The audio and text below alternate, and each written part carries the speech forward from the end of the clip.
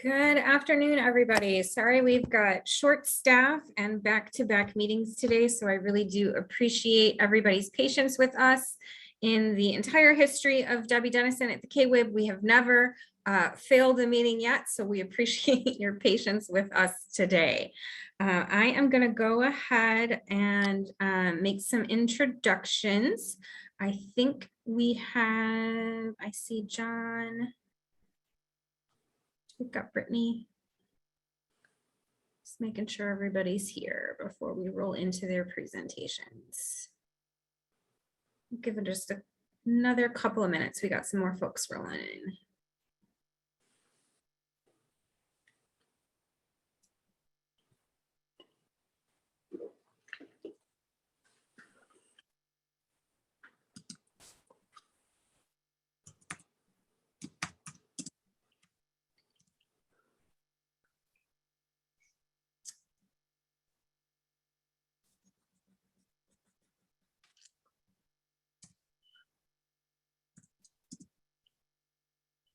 All right, so I see John and Brittany. Do we have Doug and Becky here? Hi, this is Becky. I see.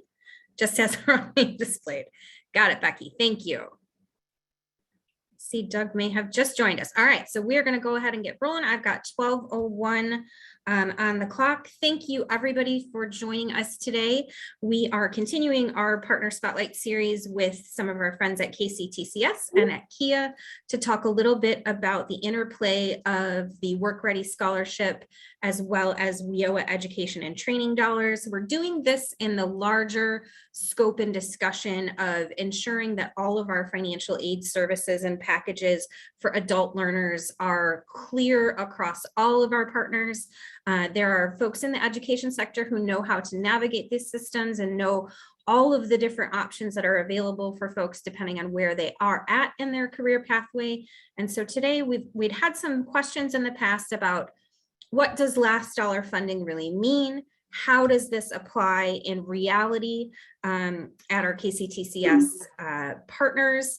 And really just kind of give the interplay back and forth about how are we using this money most effectively? Who is being impacted by these sums of money specifically? And really just focus on better coordination for all of our adult learners, both in the education and training funding that is available. So today we've got with us John Catchings from KCTCS Student Financial Aid, and then Doug Cleary also is the Associate Vice President for Student Financial Aid at KCTCS Systems. And then Brittany Lippert is here to talk a little bit about the marketing and recruitment for this particular scholarship and KCTCS's initiatives in specifically. And then we also have with us Becky Kilpatrick, who is the Director of Student Aid at KIA. And we really do appreciate everybody taking their time to spend their lunch hour with us to really get some good information into our practitioners' hands about some changes to the WorkReady Scholarship that happened this legislative session. So I am happy to turn it over to either John or Becky, whoever has drawn the short straw to go first. I think Doug was going to introduce us, but I didn't know if you were going to share the PowerPoint or if you need me to do that. Yep, I think Debbie's got it ready to go. Okay, awesome. So I'll let Doug do the introduction and then I'll take it from there. Okay, sounds great. Thanks.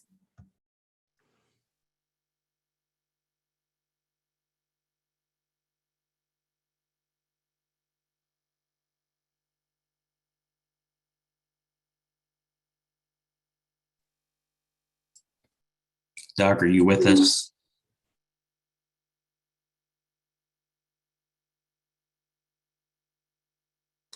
He might be on mute.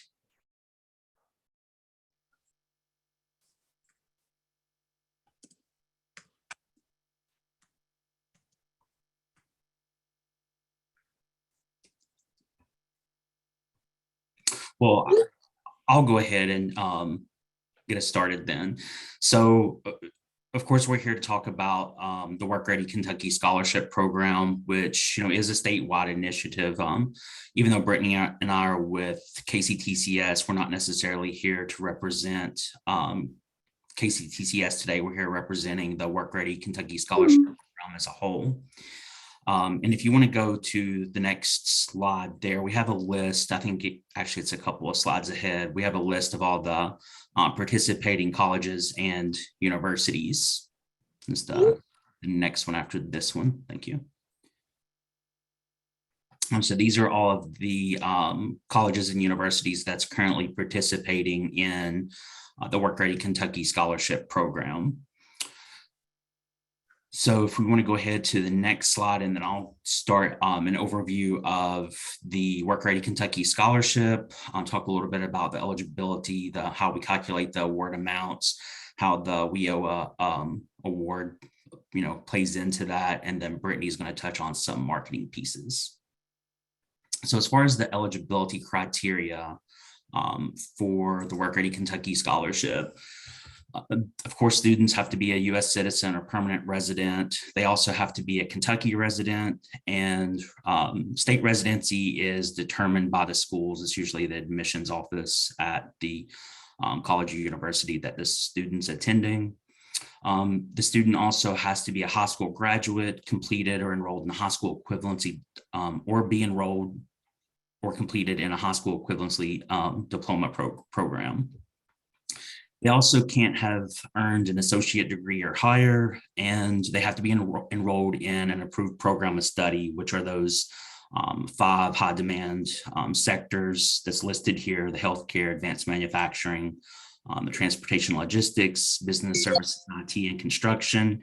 And then a new one for that's beginning with next fall. So for the upcoming aid year is this comprehensive transition and post-secondary, or CTP program. And these are programs for students with intellectual disabilities. And again, this was one of those standalone programs that was added during the current year legislation. But students cannot be enrolled in another ineligible degree program, and that's at the same institution that they're attending or any other institution.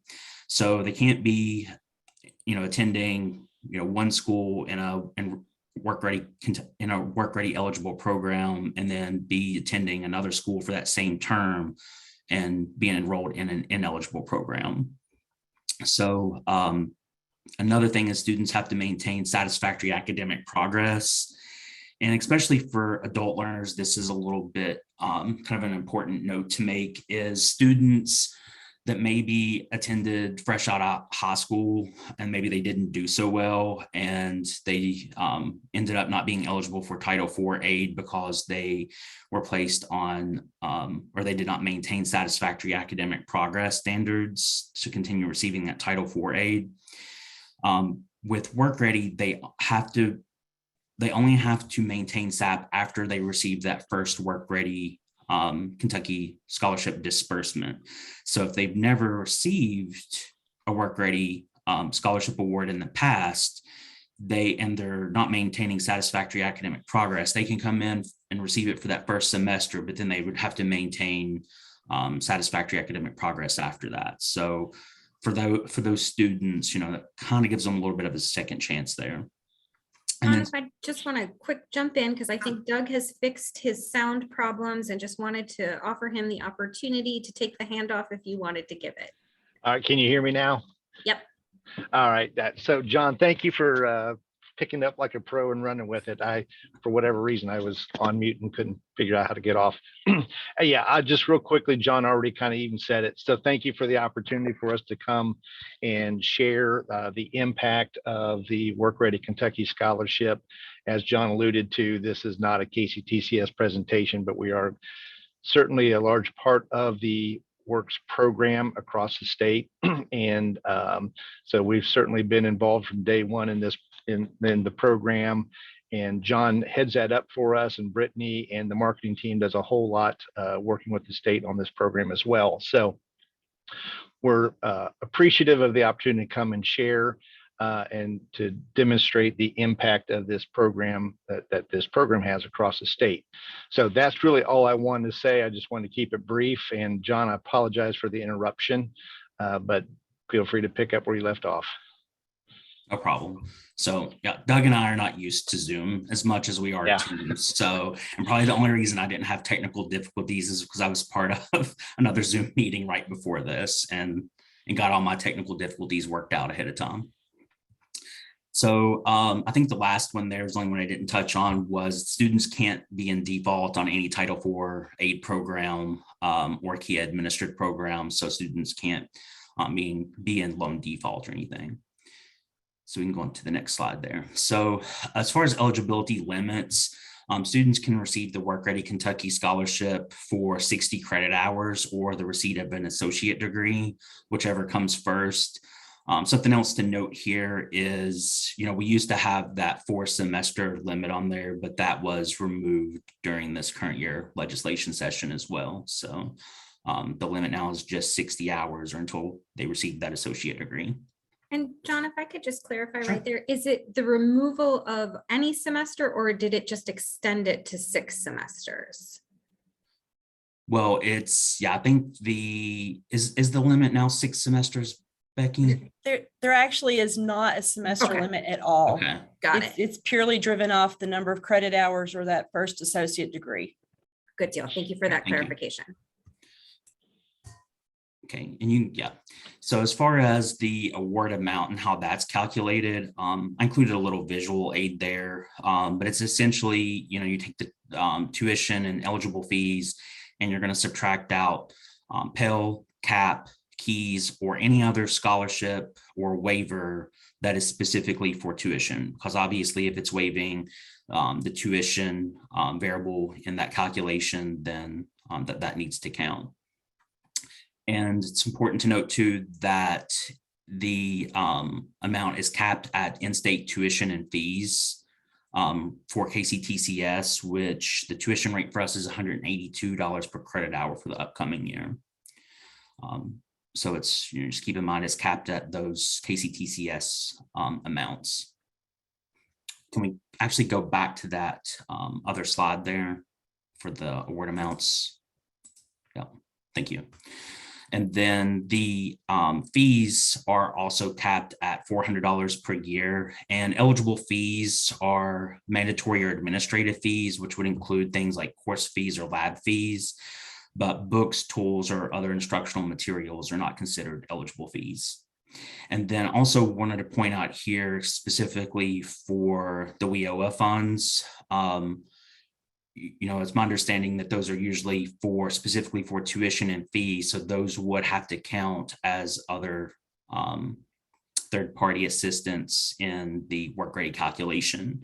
So, if a student is receiving the WIOA and is covering their tuition, they're probably not going to have any WorkReady or very little WorkReady eligibility.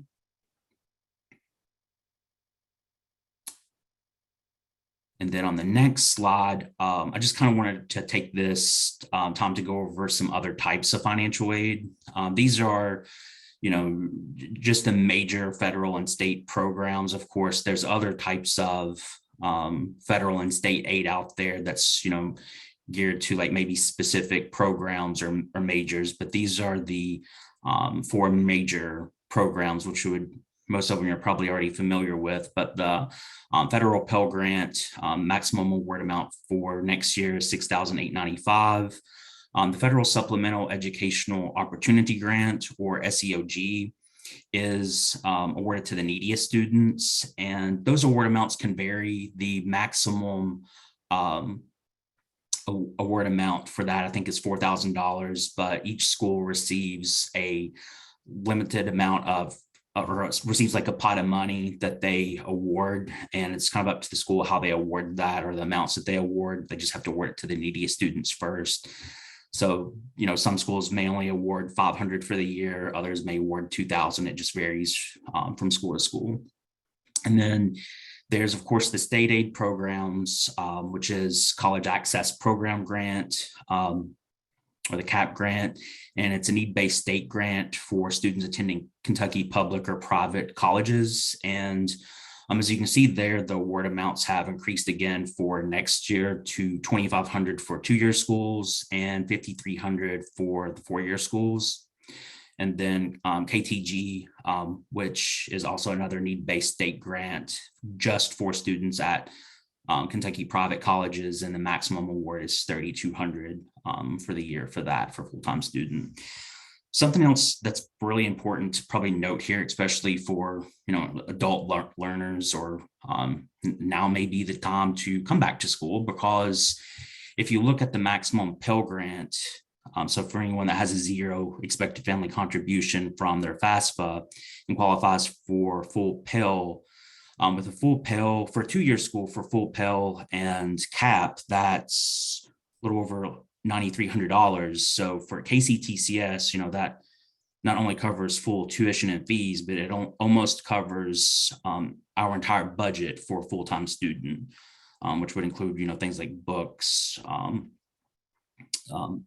living expenses, transportation costs, things like that. And then even at the 4-year school, so if you take UK, who is is probably the most expensive of the 4-year public schools, I think their tuition's a little over $12,000. So I think the full cap and Pell there would almost cover just the tuition and fees just at UK. So I've been in financial aid for going on, I guess, 15 years or more. And this is, seems like I can remember whenever Pell or cap grants was, stuck at $1,900 for the year. So it's been great that those have been able to increase, over the last several years, and especially for the 4-year schools at $5,300. That's just, it's pretty amazing. So just wanted to point that out, that, now may be the time to come back to school. So for the next slide here, I just wanted to include some frequently asked questions whenever that's related to WorkReady. We're often asked, students that may be transferring in, if they have, or even if, that they're returning, if they have old college credits, maybe from, another school, even if those count towards the limit. And that's not unless they were receiving WorkReady at that other school. So that 60-hour limit only applies to the hours completed while receiving the scholarship. So, they may transfer in with, the 30 credit hours. So that doesn't necessarily mean that they would only have 30 hours left to receive WorkReady if they didn't receive WorkReady while receiving those hours at the other school. I hope that makes sense. Another question is, especially with our adult learners, they can't often attend full time. So, we often are asked, if they can receive WorkReady if they're part-time, and the answer to that is yes. There's no minimum enrollment requirement for WorkReady. And then another question is, can I get more than one certification? And the answer to that is also yes. As long as they haven't met the limit of the 60 hours or received the associate degree, then they can receive more than one certification. And then are students enrolled in a GED program eligible? So answer to that is also yes. So students who are enrolled in the high school equivalency program are eligible. So, students enrolled in the GED program also need to complete a FAFSA. I want to make a note on that, even though they're not eligible for Title IV aid, since, one of the requirements for WorkReady is they have to complete a FAFSA. So they would still need to complete that. And I know at KCTCS, we actually have worked that out to where I actually send a list to the KIA folks of all those students that we know of that are in GED programs, and they can mark them on their end that they're not eligible for Title IV. So that way we can make sure we get those calculations correct.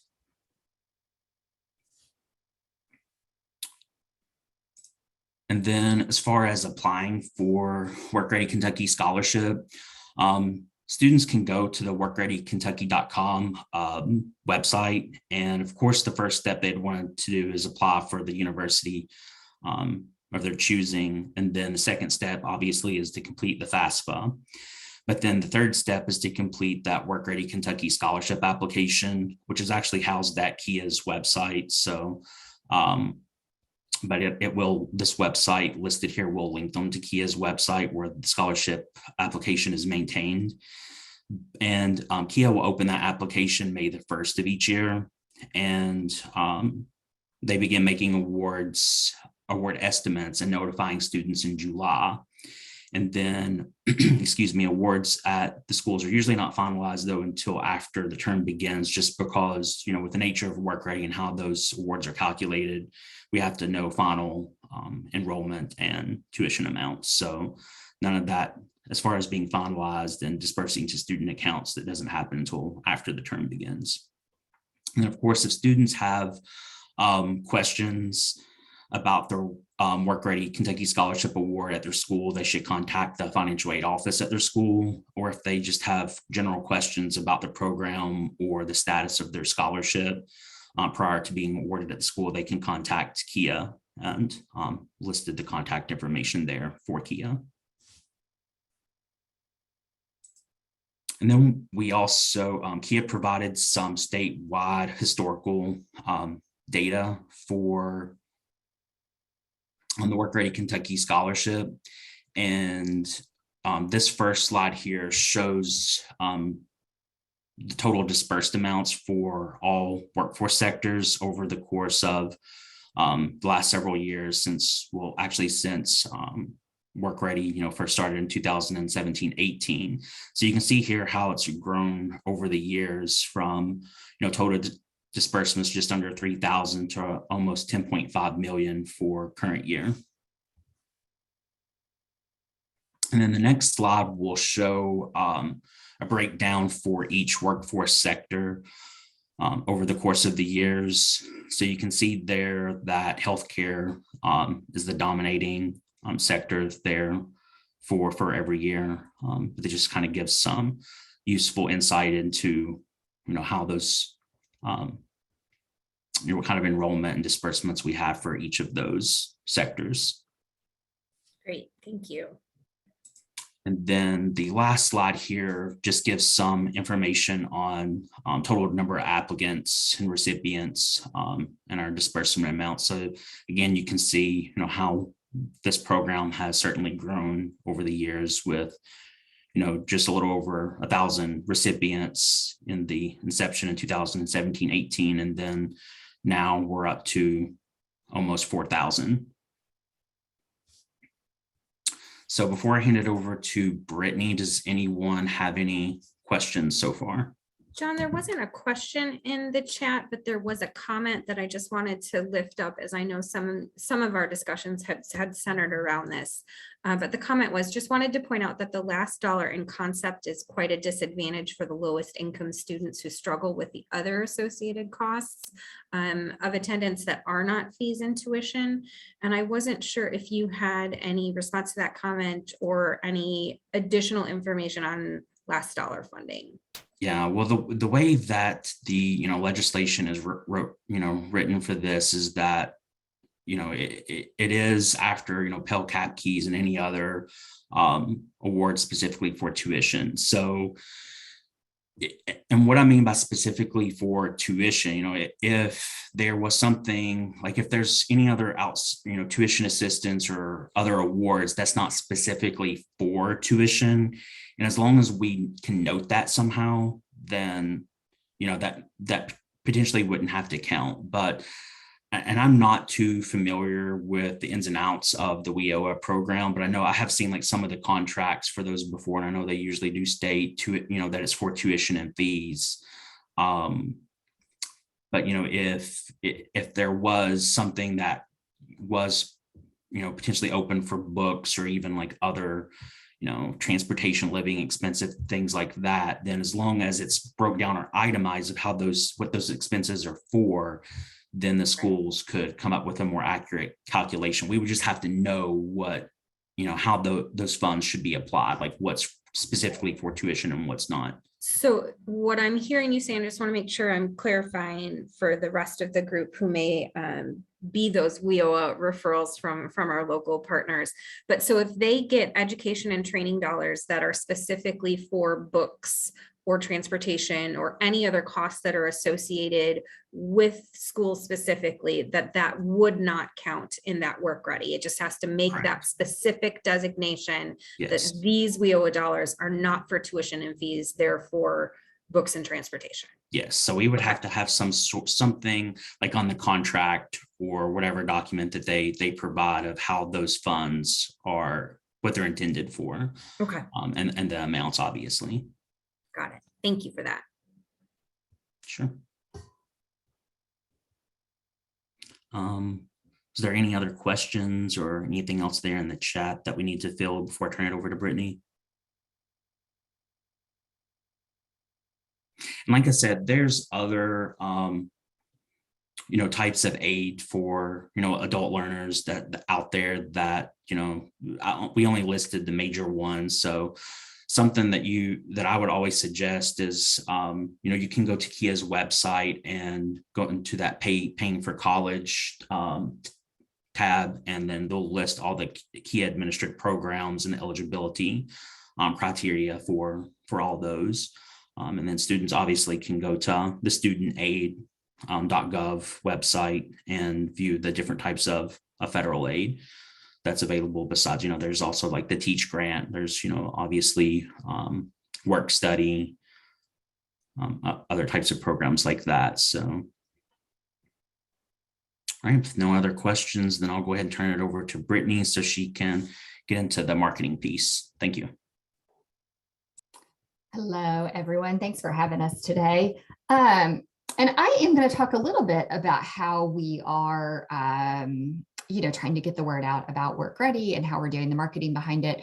It is a statewide effort in partnership with a really cool spokesperson and a fun jingle. But I also want to talk about the lead management, how students who might be interested in the WorkReady program can get more information, how they can raise their hand, and then how that follow-up happens so that we can help those students navigate the application process and get enrolled in the college that they're interested in.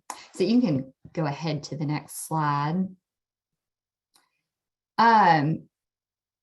And I'm happy to take a minute, Stephanie, if you want to play the video, it's really fun, or if you just want to send this out and people can click through, I'll leave that up to you. It's hard to kind of embed the video in the PowerPoint just because it's such a big file, of course. Absolutely. And I think we will share the link out with the materials. The technical difficulties that we've had today, I don't know that I want to push us to jump to YouTube within the Zoom. So thank you for the opportunity. We'll share it with the group after the meeting. I feel you, but I do encourage everyone to take a look. It is this is a little bit of the longer form video that's the link here that speaks to Be Still and why he, why education is so important to him. But you may have heard the jingle that he wrote for WorkReady. You may have heard that played on local radio. So you might be a little familiar with it, but watching that video is just really powerful. So Brian Scott, of course, is his his given name. He goes by the stage name Be Still. Started at WKU, made friends with a small group that went on to become the Nappy Roots. They got a music contract while they were in college, and so he dropped out, but made a promise to his mother that he would go back and get his degree. And he tells that story in a way that is just really powerful and really moving. He graduated a couple of years ago and just believes really strongly that he part of his mission is to encourage other people to get his degree also. And so we were able to connect with him to help support WorkReady. Again, he wrote a really fun jingle for the campaign, and we used that in the radio spots. We've also done some videos with him too. And he has just been he's just been so great to work with. I will say the original plan was to have him kind of out and about across the state a little bit more. He's so engaging. We were hoping to kind of tag along with some of his musical performances. And then of course, COVID hit, which really did change things a little bit, as everyone is overly familiar with, but he is still our spokesperson and is still just wonderful, and is available for events. If there's anything that you guys have that might make sense, he would be interested in that. So just don't hesitate to reach out to me and let me know. If you want to go on to the next slide. So a group has been formed with about 20 partners to support WorkReady marketing efforts. including, some of the groups that you can see here and many more. Of course, the lottery, the scholarship is lottery funded, so they have been really critical in our efforts to help communicate the WorkReady scholarship across the state. And they use part of their media buy to support WorkReady, which is just wonderful, and has allowed that reach, to extend tremendously for WorkReady. And they've got some spots in the Derby this weekend. We're really excited that we'll be supporting the WorkReady message, which is just great. Hoping to see those on Saturday. A lot of, of course, KCTCS has also provided a lot of marketing support for the scholarship. We are the largest provider. And so our colleges have print materials. We have paid social display, other digital advertising that we've done to support WorkReady. Of course, lots of radio. Again, that jingle is so fun. It's such a great fit for radio, not to mention it's still a great way to reach prospects. And we've also done a Facebook Live event and interviews with Be Still to help, support that WorkReady message. And I will say, if you all have an interest or a need for any of those print materials, if you need the videos for something that you're doing locally, you are always welcome to reach out, and we will either help you out of our office, connect you with a college, we'll get you whatever you need to help with that, communicating that message about WorkReady. This is just a screen grab from the website workreadykentucky.com or workreadyky.com. And again, you can see that great picture of Be Still. You can see, fueled by the Kentucky Lottery, along with that WorkReady logo up there at the top. The website supports all of the colleges that participate in WorkReady Scholarship, not just KCTCS. So if a prospect is interested in a WorkReady program, if they want to be connected to a college to learn more about WorkReady, the website is a great place to send them. And you can see here, the prospect can request information, they can click to call, and they can chat with I've got a small team of recruiters that respond to the WorkReady inquiries. And so they can answer basic eligibility questions, program questions, that kind of thing.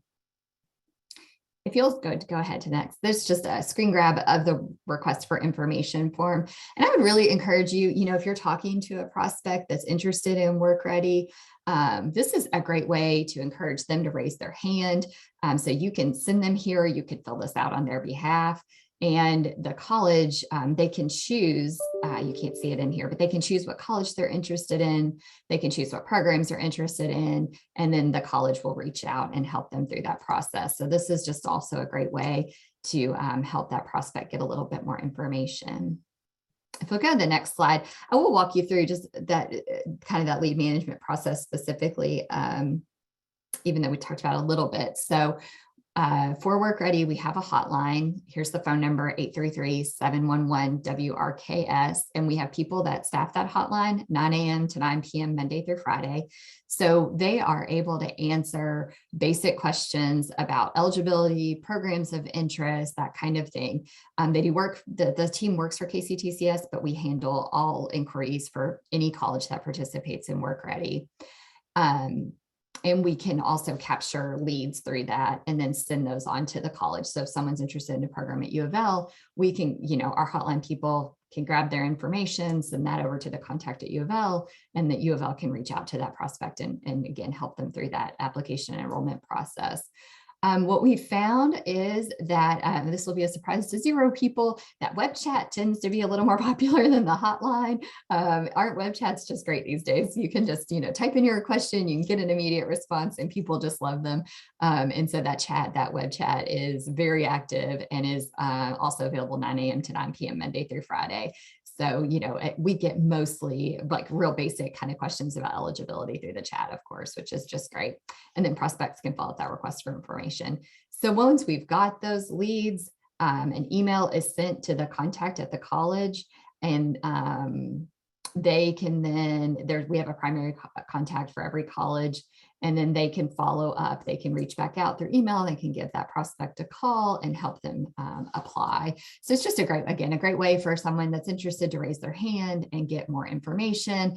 And we find a lot of times these students do like a little extra help and encouragement to get through the process. And so we are there to help them through that. And then people from all the other colleges also.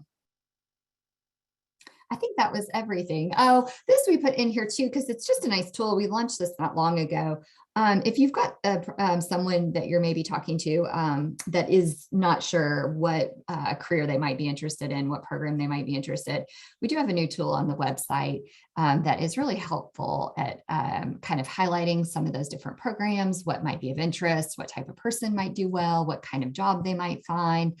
And so this is just a great tool. Again, if you're talking to someone interested in going to college, but they're just not sure what they want to do. And then this can also help connect them to WorkReady, but it can help connect them to our colleges or, anything that they're whatever they might think of as their next step. So it's just a nice tool to keep in mind that we have available now. Because that can sometimes be really hard to understand some of those programs and what careers they lead to. So it's nice. Thanks, Brittany. I think that's all. Thank you.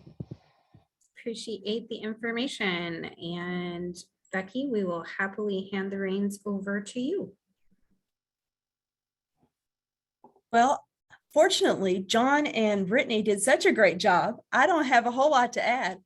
Kia administers, I'll just put in a plug for Kia in general. I mean, we administer 13 different state student aid programs. And, some of those are for adults, some are more for high school populations. The two biggies, well, I should say three biggies. WorkReady is certainly a larger program and it's growing. And the CAP and the KTG, the need-based grant programs that John mentioned, those are really the primary programs that would fit all adult students. And then from there, sometimes it depends on what they're wanting to study, beyond those WorkReady sectors. We have programs for people who are going into early childhood education. There's a scholarship specifically for that. There's also a scholarship specifically for teachers, for students who are pursuing initial teacher certification. And so that's, for undergraduate levels, and we touch some graduate level degrees on those as well. And then we have more graduate programs for osteopathic medicine and pharmacy and veterinaries. So people who are going to veterinary school, we have some of those, and optometry schools. So it's a wide variety of things that we have at Kia. But if anyone is interested, Kia has its own website that has information on all of the programs that we administer. And, but somebody mentioned in the chat that they start out with the FAFSA when they're advising students. And I just like to reiterate, that's a great place to start, because completing that FAFSA really puts students on the radars of Kia. From the state perspective, we start evaluating eligibility for our programs when we receive that FAFSA data, and the colleges that receive that data. That's where they get that contact and start working on that angle too. Well, I just wanted to say thank you also, Becky, because I think the conversation with Shauna about the lowest income students and how maybe us as practitioners behind the curtain can do a better coordination and communication of, if we've got folks that are receiving funds from both pots of money, that if there could be better collaboration for these students to specifically, use those other flexible dollars for things that aren't tuition. And I think that can be part of a larger conversation as we talk about, what those education and training dollars get used for versus wraparound supports that, as Joe Paul pointed out, come from a different pot of money entirely. So. Sure. Yeah. And I mean, this program, started in 2017. And so we really haven't had a chance to do any kind of in-depth policy study or discussion, at the program to see if it's achieving its original goals. And just the impact that it is having on the workforce as a whole. So, it's 5 years old, maybe it's, maybe that is something that we need to start doing and seeing if we need to make tweaks along the way to make a better impact on our population. Yeah, absolutely. And I think some of the conversations that are percolating in the background with some of our committees about expanding the healthcare sector to include education and social work, and what impacts that will have on the availability and accessibility of the WorkReady Scholarship moving forward. So, I think there's lots of opportunity for us. And we just really do appreciate your partnership and your information and your assistance today. Sure. Well, thank you for having us today. This has been really great to be involved in this partner spotlight and to share information with you. So. Yeah, Absolutely. Well, we appreciate it. Does anybody have any questions? We will send the video link and the PowerPoints out to everybody who was in attendance today so that you can check out Be Still's good word about the WorkReady Scholarship. But other than that, I think, we always like to give you 20 minutes of your lunch hour back if we can. So we don't hold meetings just for the sake of it. But Doug, John, Brittany, and Becky, thank you so much for having us today. And we really do appreciate y'all, and enjoy what is left of your Wednesday. Thank you so much. All right. Thanks, y'all. Thank you. Thanks. Bye, everybody.